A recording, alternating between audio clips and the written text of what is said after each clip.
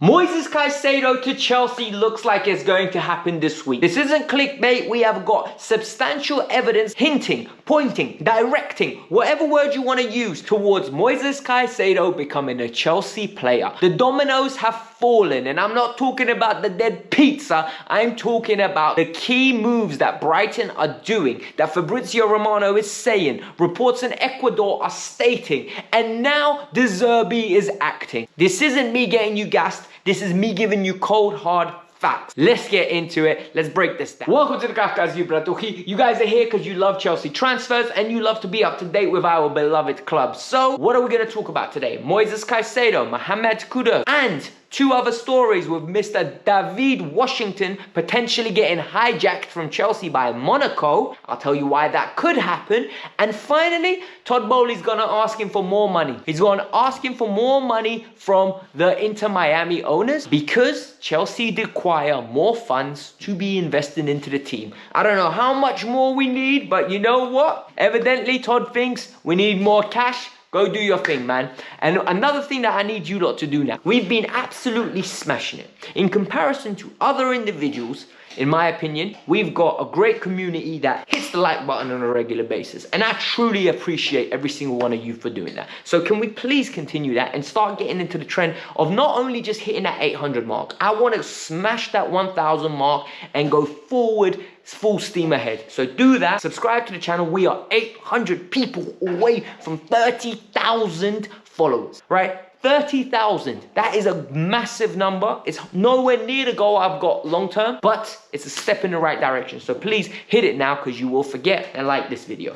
Now, let's break down the news about Moises Caicedo. When we started talking about Moises Caicedo, we need to go to the source of the domino that started impacting everything. Well, Mohamed Kudus. Chelsea and Arsenal have been actively trying to acquire this player for a considerable period of time. When I say considerable, maybe since the last season for Arsenal and around about January for Chelsea Football Club. What's happened? Chelsea at this moment in time can't decide between Ryan Cherki, Mohamed Kudus and Michael Elise. Cherki got moved and it came down to the last two. Mohamed Kudus and more importantly, Michael Elise. What are Chelsea going to do? It looks like Chelsea are going to activate the clause for Michael Elise, like I spoke in the video yesterday. If you missed it, go and look at it at the end of this video. I will leave a clip. You can go just literally click on it and it will explain the news. Brighton have stepped in front of Arsenal and Chelsea and are trying to secure the assets of Mohamed Kudus. How and why and how do we know this? The one and only Ornstein yesterday dropped a bomba in the words of Lee Gunner and explained to everybody Brighton have agreed a 40 million euro deal with Ajax. The player is eager to join Brighton and Hove Albion, and now they're basically in pole position to acquire his service. Chelsea are holding back. Like I said, they haven't put any concrete effort into getting this player other than agreeing personal terms. They are trying to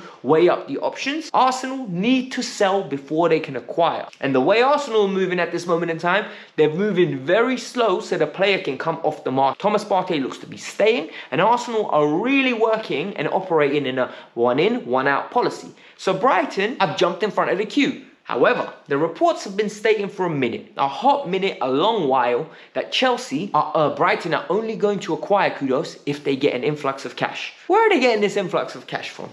Chelsea. Chelsea are going to pay £100 million for Moises Caicedo to secure his service. Then, that's number one.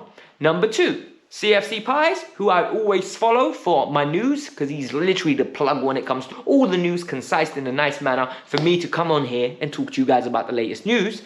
He tweeted, literally, if Kudus goes to Brighton, then what's going to happen with Caicedo? And Fabrizio dropped a little hit. Someone throws other shots at him, and he basically said, look guys, this is happening.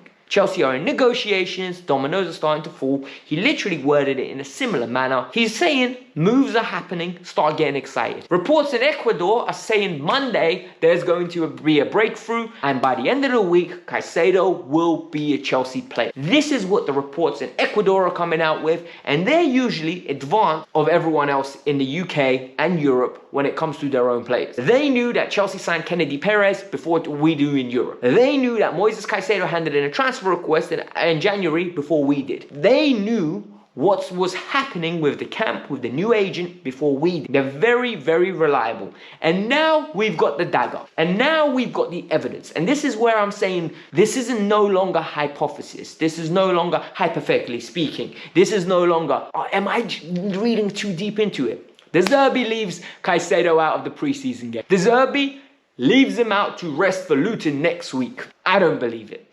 This is basically Caicedo and Chelsea agreeing that he's not going to play. Player most probably put his foot down. The clubs have both probably said, okay, look, we're not going to risk the asset. You're not playing today.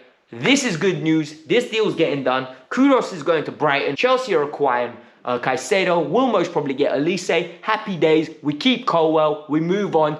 Mwah, can't fit. Speaking of hijackings, and this is very interesting, all right? This is very interesting for one reason and one reason only. Chelsea were about to acquire David Washington, as I explained who the player was in yesterday's video. We will not be covering that again. The individual from Brazil looks set to be joining Chelsea for 15 to 20 million pounds. You want to know about him? End of the video, click on the link. It'll go straight there. You'll find out all the breakdown of the tactical analysis of this player, as well as how much money we're spending, 20 million euros, how it's going to be broken down, and everything of that sort. However, Monaco have got first refusal on the player. Monaco acquired someone, I think it was last year, and in doing so, they almost instigated a contract and a clause that Santos have to let them know, and by Monday, for 48 hours, Monaco have the opportunity to bid the valuation, and if the player wants to join them, he joins them. If the player wants to go elsewhere, he can go elsewhere. However, this is where things get interesting.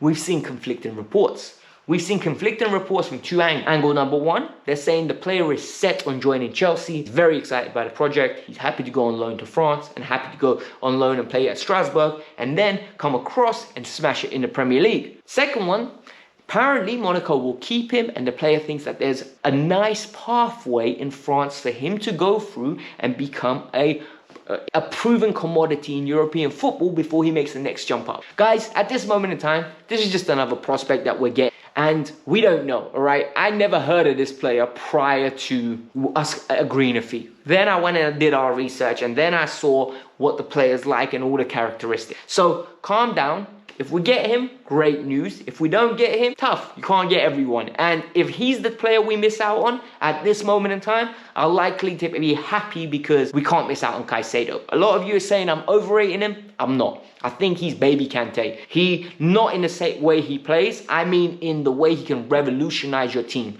Kante walked into Leicester, made him a title contender. Kante walked into Chelsea, made us a title contender. That's how talented N'Golo Kante. And I think, in my opinion, the one and only Moises Caicedo could have a similar impact at Chelsea. We need steel in that midfield, and he's got everything we need. The final piece of news that we need to talk about is the news that Todd Boehly has gone to Inter Miami's owners, the investors, and asked for more money. Why?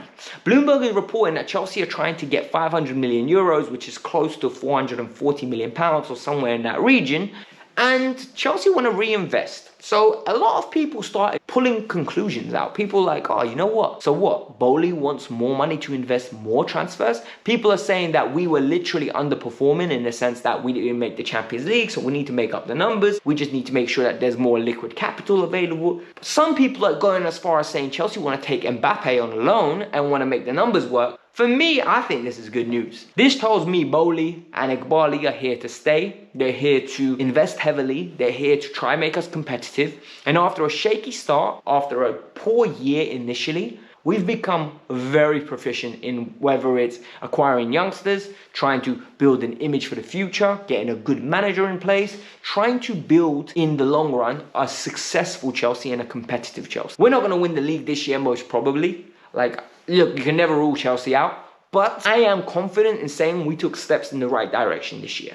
If we get Moises Caicedo, I'm confident in saying we should get to top 4 this year. So, guys, all I'm going to say is whatever they're planning on doing, we're going to find out and there will be more articles written about it. But I just think it's very interesting. In the comments below, let me know what you lot think. Do you think it's the Mbappe move? Do you think it's just more cash for us to have in our reserves just in case we can go and buy more new players? Or do you just think this is just some finance news that's coming out and that we really shouldn't care? Hit the like button, subscribe to the channel, let me know your thoughts. Peace out, I'm out. Have a lovely day. Bye, guys.